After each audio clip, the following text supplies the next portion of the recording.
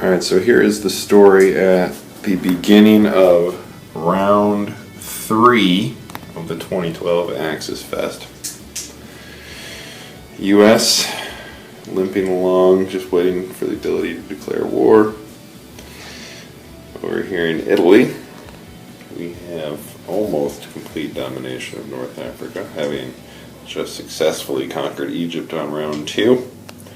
However, the Brits are on their way up from South Africa.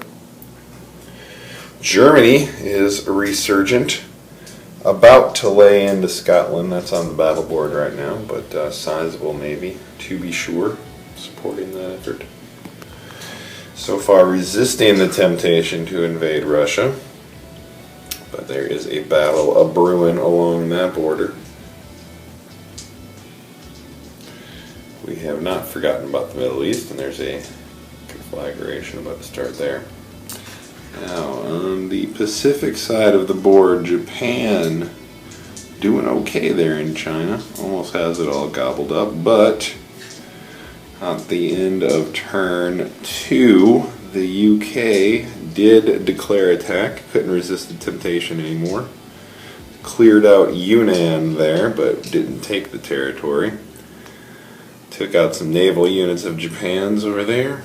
Has occupied some of the Indonesian islands to make life difficult for me. I got some fun coming for Anzac there this round 3. Again, U.S. just waiting patiently to get into the war. And Russia so far resisting the urge to attack Japan, but how long can that last? What do you think? Love it. Okay, now we're at turn 4, half a day later. And this is the big one where everybody gets to declare war. You'll see that the U.S., now flush with cash, has spread their wings in the Atlantic, as it were, getting ready to spring forth. Italy, doing pretty well for itself during turn 3. Kind of turned the tide in Africa. You'll see a large contingent hanging out in the Mediterranean Sea there by Gibraltar. Owns all of North Africa now, gets that bonus. Has built a factory in Egypt and is on its way to African domination. Germany, equally fraught with potential here. Turn 4 is going to be a big one, as Germany held on to Scotland by the skin of its teeth and is poised to unload 9 transports full of units into the UK. Russia, again, built up along the European front, waiting for the first move to be made. Italy poking through there into the Middle East, which has now been all gobbled up by the various powers. Big story of turn 3, the Japanese-UK battle. Japan eliminating a large contingent of the UK eliminating a large contingent of Japanese planes there in Yunnan, opening up the entire Burma Road and setting back Japan's momentum just a little. But in the meantime, it's built up a sizable fleet here, having moved its UK Mediterranean fleet to India, regrouped there. Japan spreading out into the islands a little bit, cutting into Anzac's bonuses. US again poised for action this turn, a large force down in the southern Pacific and another in the Alaskan area, just waiting to wreak havoc on Japan. Russia made itself a nuisance by taking Korea and required Japan to invest a lot of forces there, so now we are moving on to turn 4.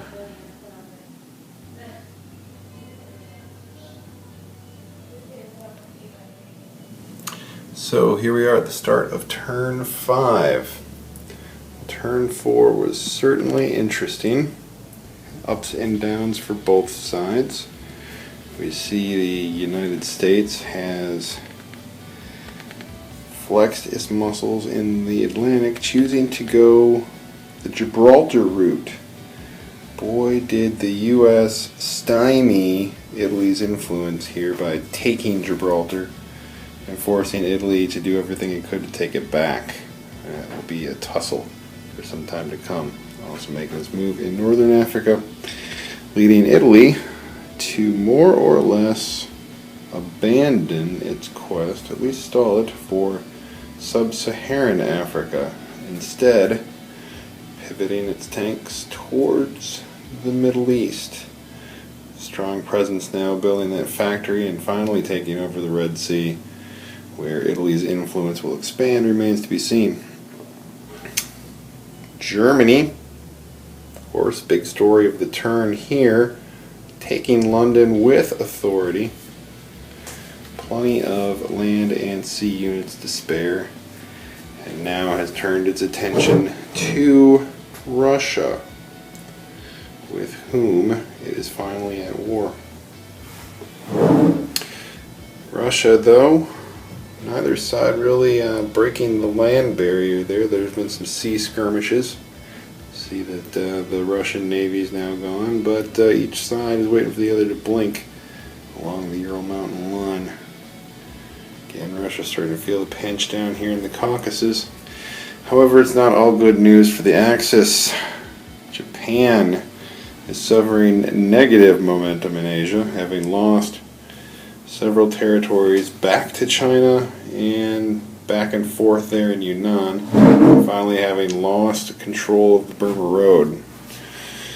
Asian UK is resurgent, has a massive navy down here in Malaysia, and the Japanese, not all bad. They took the Philippines and have some navy to show for it, with the U.S. Southern Forces knocking on their door, and Anzac resurgent, having gotten its bonuses back.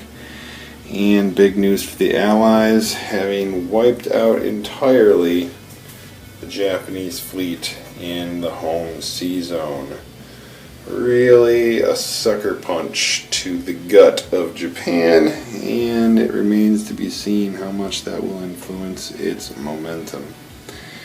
Back on the western coast, we have a bit of a navy building back up, and we'll see if they get there in time. Ouch. Well, it appears that only one turn into round 5, the Allied players have conceded the game. We see here that Germany, which moves first, unloaded all its troops from England and pivoted them into Poland. Meanwhile, the forces that were in Poland dominated the Baltic states, just rolled over the Russian troops that were there. Karelia poised with some infantry now, and strategic bombing attack in the factory up there really knocked out Russia's production.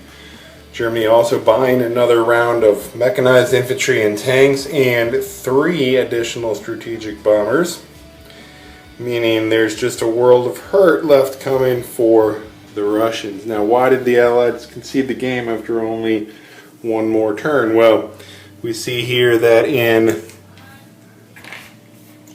Novgorod we have the victory city of Leningrad, and down here we have the victory cities of Stalingrad and Moscow. Now, with Russia having virtually all of their forces on the front line here, just getting mowed over by the Germans, it's only a turn or two until both the Germans and the Italians come knocking on these victory city doors. Allied players realizing that there's nothing they can do to stop that, and under the Alpha 2+ 2 rules, the Axis win if they control a sufficient number of victory cities on either the European or the Pacific map. So while Japan is starting to falter a bit, they'll have a long drawn-out slugfest with the UK, Anzac, and America. Germany is just about to conquer the 6 out of 8 or 8 out of 11, however many it is, victory cities that they need on the European map. And that, folks, will be the game. So some postscript thoughts about strategy.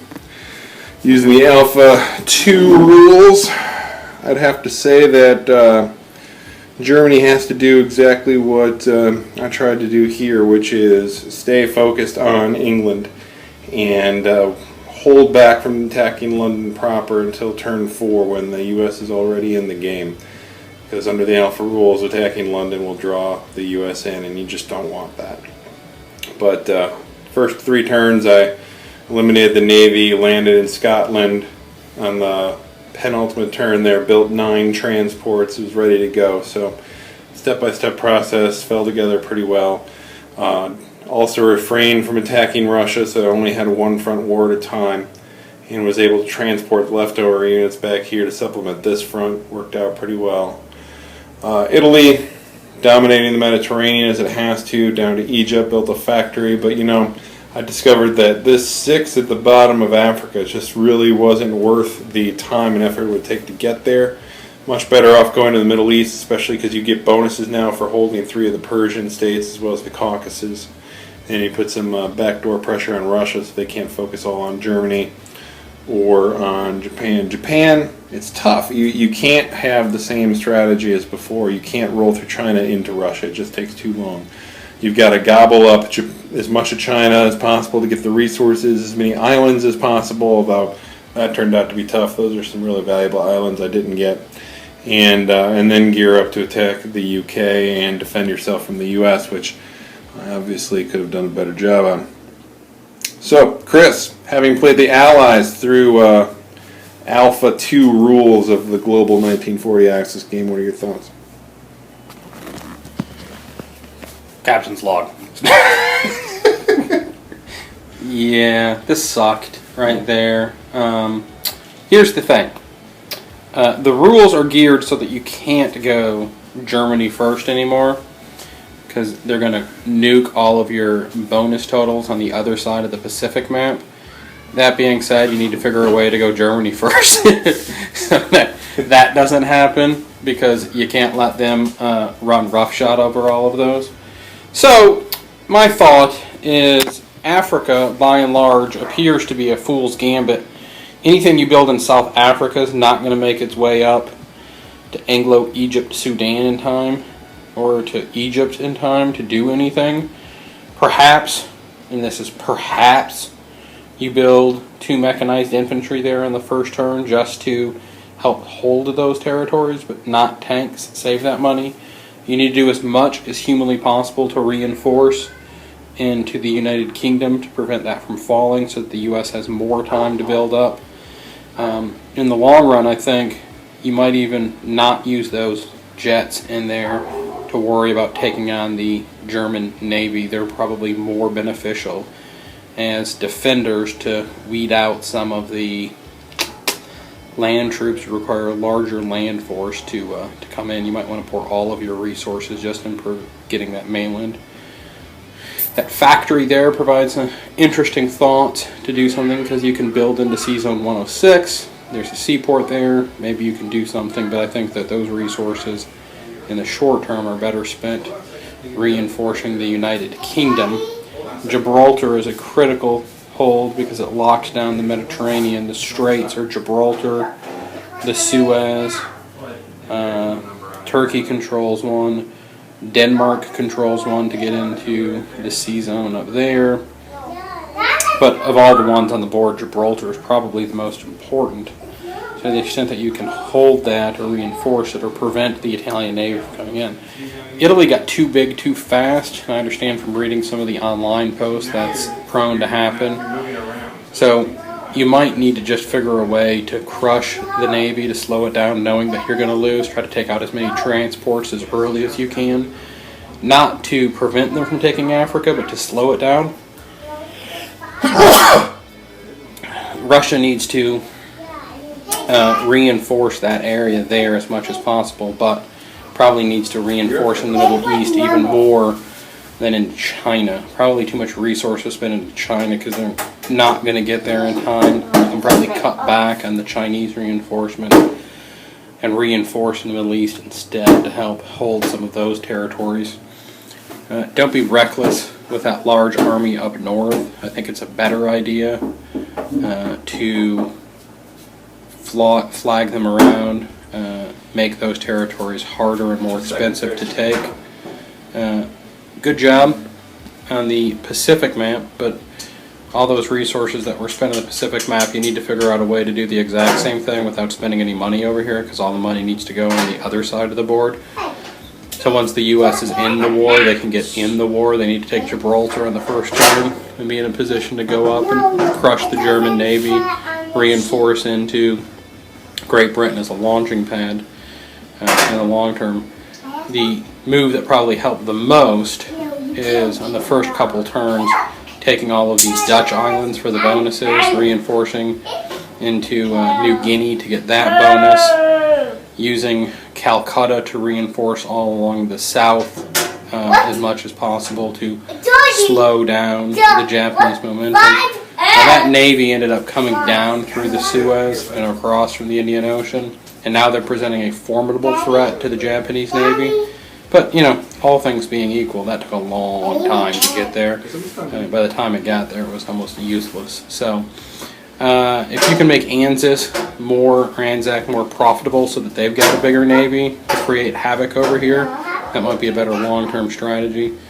It's a matter of taking a look at the pieces and better leveraging what you've got. But moral of the story is, good job on the Pacific. You need to do the same thing with less money. Terrible job. And here you need to put lots more resources in here and prevent this from happening.